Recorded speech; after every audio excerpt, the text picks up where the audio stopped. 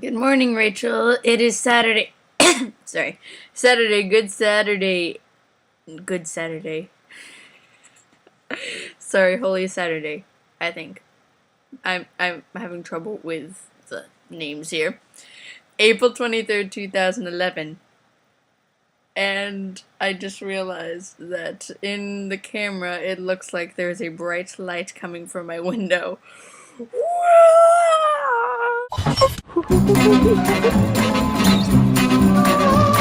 Sunshine, lollipops, and rainbows. Everything that's wonderful is what I feel when we're together. Brighter than a lucky penny when you're near. The rain goes, disappears, dear, and I feel so fine. This is totally our best just to know that you are mine. I think right now you are at the meet and greet when I am filming this video at 3:30 p.m. and praying for you that you'll meet a whole bunch of people who are nice, and you'll definitely fit in because you're awesome. I'm sorry I ruined your video plans. Not say ruined, but changed the mood there on you. I'm looking forward to the plans later on. And, punishment. I think both of us, I mean, I don't want to punish you. You're my best friend. Go to school one day with a smiley face sticker on your forehead or nose. I think that's good. If you have any issues about that, just contact me. I don't know. I would sort of do that sort of thing for fun, so I hope it's not that bad. Now I'm all nervous that by the way, you made the video yesterday, and I made the same video that day, but I hadn't seen your video yet. So I apologize that the last one was completely off key of the video that you made. So this one's sort of finally addressing that your video yesterday. Yeah. Okay, well, the affirmation thing, I finally saw the video, and it finally clicked in my head. We did affirmations last retreat, except that we did them in small groups. And you'd sit in a circle, and you'd have one person scoot into the circle, and the people around the circle would give them compliments on how they did during the retreat, and the person in the middle couldn't say anything. They can't say thank you, they can't say anything, they just sit there. It was actually a little bit awkward. It's just like, must say thank you! Ah! But, let's see. Thank you for the compliments. It's very nice of you. I definitely see a change in my outlook on life after I joined youth group a little bit more, because before I was like, okay, I'm going to Bible study. I'll learn about the Bible. And it reminded me of the Mark Hart quote. It's like a head thing and a heart thing, and I was sort of learning a lot of facts about the Catholic faith, but not really getting it. And once I got here and I started going to a lot more of the youth groups and the masses and stuff, and I became a youth leader, my whole outlook on life has changed, and I understand, like, I try to learn more of what our faith believes, because before, you probably heard me a couple of years ago, I'm like, I don't know anything, I didn't know a lot and understand a lot about the faith, and now I get it. Well, I don't get it. I wouldn't say I get it.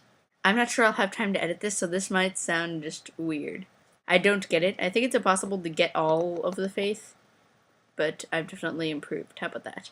As soon as I said I get it, I'm like, okay, that sounded a little bit funny. I'm done. No, kidding. I was totally kidding. Moving on. Oh, so awkward. In fact, I'm not sure I'll cut that out. Will I cut that out? Will I have time to cut that out? Because normally I don't have time to cut that out. I'm going to move on. I'm going to move on now and move on to a separate subject, because I think I explained the last one. I don't get it. I've improved in understanding it more than I was before, and I can apply it to my life. There you go. That's what I was going to say. Ignore all the gibberish beforehand. One of your friends was told they wouldn't get a boyfriend unless they started dressing better. Look, tie-dye. Doesn't even matter. You know what? I'm just going to. My mom tells me that I dress like a toddler.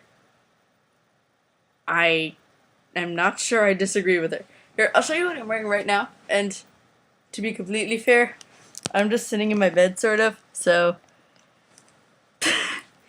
just shorts and a t-shirt. So, I don't know. I don't think anyone is truly licensed to tell someone that sort of thing. And yes, I do miss that pogo stick hairdo. I don't think I can do it now. I can barely put my hair in a ponytail. Oh, okay, I'm gonna fall over. No, I'm not. No, I'm not. I'm good. I'm good. Okay. Sitting down again.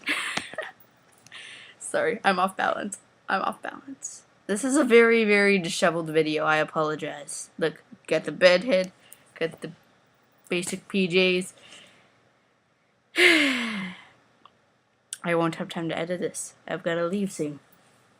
Okay, this will be a little bit disheveled. Oh yeah, I did hear about the baby that your mom was going to have before you, and I'm so sorry. That's always horrible. Although I'm not sure if you'd consider that an immoral abortion. If you know what I mean. I mean, it's if you see whoa. If you rub the camera in different ways, then the little light things are different. Okay, no. Focus. I'm not sure if that was an actual... Did she have to abort it? Like, have you heard of how the whole process of basically an abortion, especially that late into term, is that you have the baby prematurely born and then they put an incision in the back of the neck and take a vacuum and suck all the brains out. If it was just they had to induce delivery because the baby would not have survived and probably wasn't alive at the time, then I'm not sure that would be considered like your mom saying, I want to kill this baby. You know? I don't think that what she did would be considered immoral. Because the baby was not going to survive, and they tried to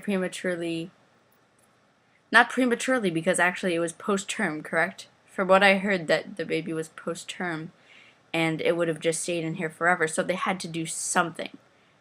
And in the terms of an abortion, when I said when there's complications, it means that the mother is at serious risk of dying from the abortion, and you kill the baby because of it, because it's some sort of a disease.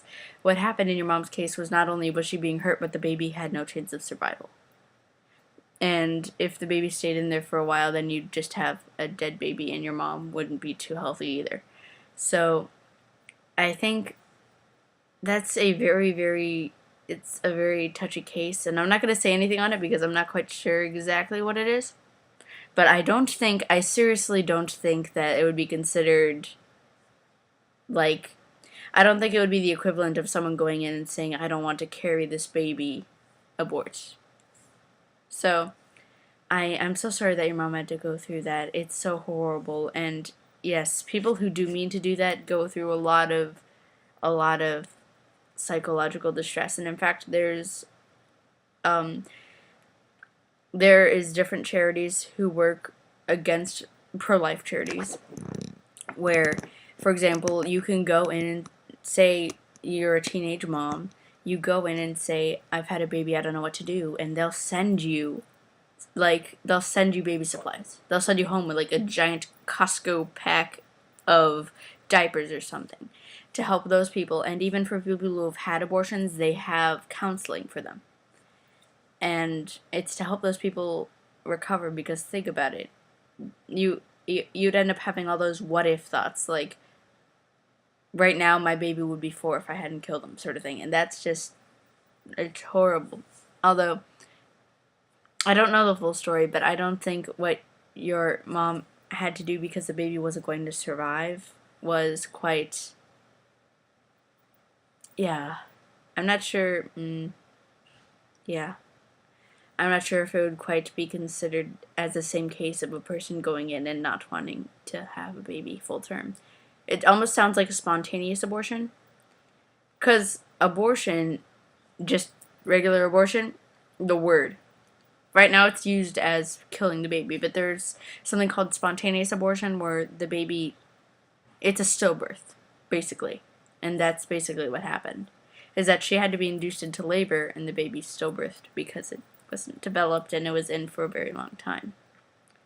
So, yeah, I'm sorry that your mom has to go through that. I think, in fact, my brother and I might have had a middle sibling, or I might have had an older sibling, and it was also a spontaneous abortion. My mom had that. Although she only talked about it to us, like, once, maybe.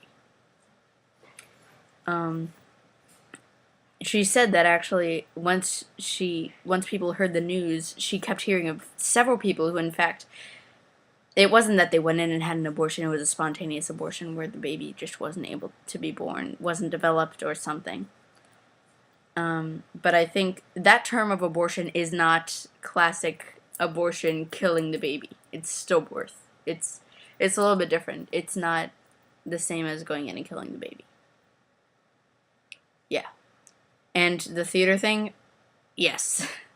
I totally get what you're saying. That theater has a lot of people who are like, I'm so entitled to this lead role, and if I don't get it, I'm going to yell at the director, or I'm going to call my mom and ask them to yell at the director, or I'm just going to leave because I deserve the, those sort of people.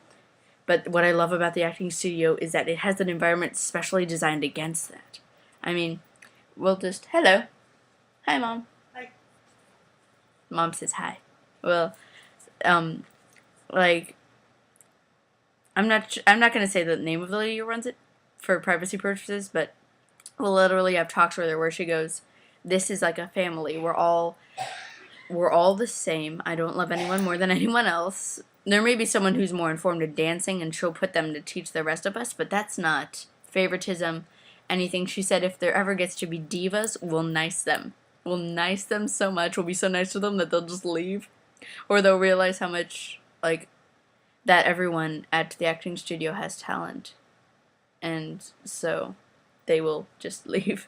And she said that if that sort of atmosphere changes, that's sort of what sets the acting studio apart from a lot of the studios around. That she's told us that if the atmosphere ever changes, if it's not that sort of family atmosphere, then they'd shut the doors, sort of thing. And of course she was nice about it, because she's awesome. But, it's that sort of atmosphere where it's no divas. Like, she's like, if you have a problem with somebody else, talk to me, I'll get it fixed. I think that's amazing. But a lot of the theater world is like to that. And I'm sorry, I think, no disses against Carmel. Carmel is very awesome, and Carmel has a lot of very, very, very, very, very, very extremely talented performing arts. And I think the fact that Carmel High School is just so big and there are so many talented people in it, that I think that it just tends to be a little bit more heightened in the fact, like, ambassadors, woo, fancy. And actually, I think I just got an email saying that some of the freshmen made it into ambassadors. So, congratulations, freshmen who made it into ambassadors. You know who you are. Woo! Awesome. It's just, like, the whole ambassadors, different choirs, different bands things just heightens the whole sense.